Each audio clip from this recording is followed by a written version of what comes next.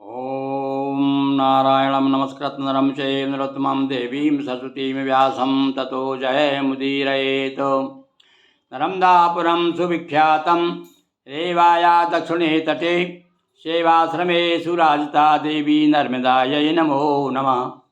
मंगलम भगवती रेवा मंगलम मंगलप्रदा मंगलम शैलस्य कन्या मंगलाये तनोसरी। बोलिए नर्मदा मैया की जय। हर हर महादेव शंभो। हाँ प्रिय भक्तों, श्रावण मास के अंतर्गत अधिक मास प्रारंभ हो गया है। ये 18 जुलाई से प्रारंभ है और आज हम आपको कथा 24वें दिवस की कथा सुना रहे। 24वें तो हाँ 24वें दिवस की कथा तो हम आपको कल सुना चुके हैं। आज आप 25वां दिवस है हमारे इसका अधिक मास का। आज की कथा, आज हम आपको एक बड़ी विचित्र कथा सुना रहे हैं। देखिए, आपने सुना होगा भगवान श्री कृष्ण बलराम जी की पत्नी एक रेवती नाम की थी। अब उसका किस प्रकार से बलराम जी के साथ में विवाह हुआ और वो राजा उसका जो पिता रैवत था और उसकी कथा हम आज सुना रहे हैं। विष्णु पुराण के अंतर्गत यह कथा सुनिए। वैवस्वत मनुवंश के रैवत नृपति महान ब्रह्मलोक की नागमन सुनिए नवो आख्यान। एक बार क्या हुआ, इनकी पुत्री जो रेवती थी उसका विवाह नहीं हो रहा था, तो इन्होंने सोचा चलो ब्रह्मा जी के पास चलते हैं। ब्रह्मा जी सलाह लेंगे कि भैया इनके लिए महाराज जी कोई वर की कोई उचित वर के बारे में बताइए ताकि मैं अपनी कन्या का हाथ उसे दे दूं। अब वहाँ जा करके जब ब्रह्मलोक में ब्रह्मा जी के पास में गए तो वहाँ तो नृत्य गीत आदि हो रहे थे और इतना अच्छा कार्यक्रम संगीत का चल रहा था कि वो वहीं पर रुक गए और बहुत देर तक कथा सुनते रहे।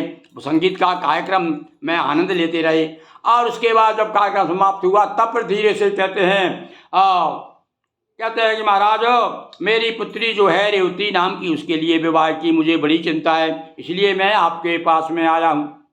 तो नृप की सुता रेवती नामा सुंदर युवती परम ललामा परिणय तो सोचा बहुबारा और रहे दृष्टि पतु नहीं कुंवारा।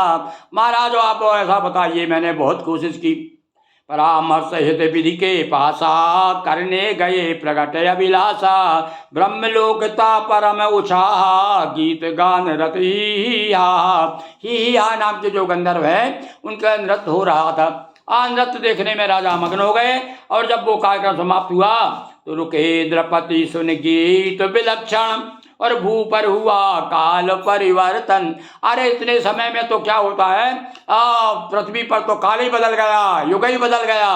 और अब वो कर प्रणाम बोले नर नहा और कीन चहूँ दिस सुता विवाह। महाराज आप बताइए, मैं अपनी पुत्री का विवाह करना चाहता हूँ। जो मन में थे नाम सुझाए सुनकर ब्रह्मा जी मुस्काए। कुछ राजाओं का नाम बताया उस काल में, जिस काल में ये पृथ्वी से गए थे।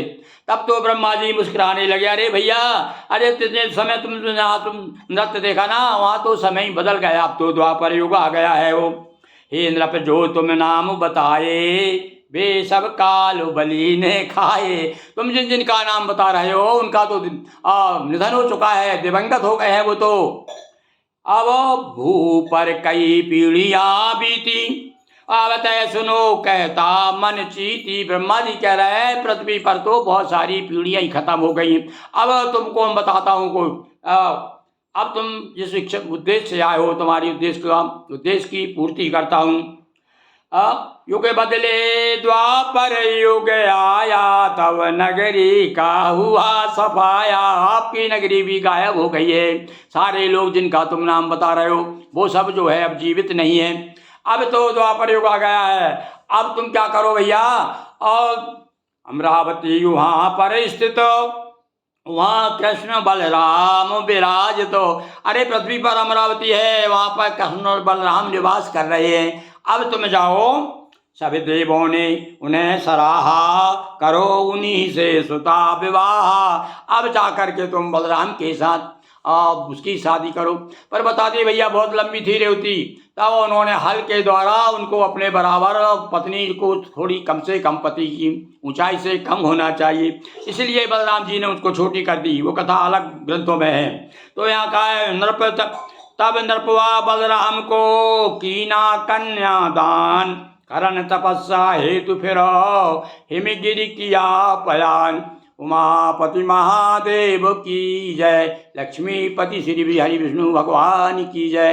हर हर नर्मदे हर महादेव गंगे जटा शंकरे हर नभो पार्वती पते हर हर महादेव शंभो। हाँ तो बंधुओं, और अधिक मास का ये 25वां दिवस पूर्ण हो गया।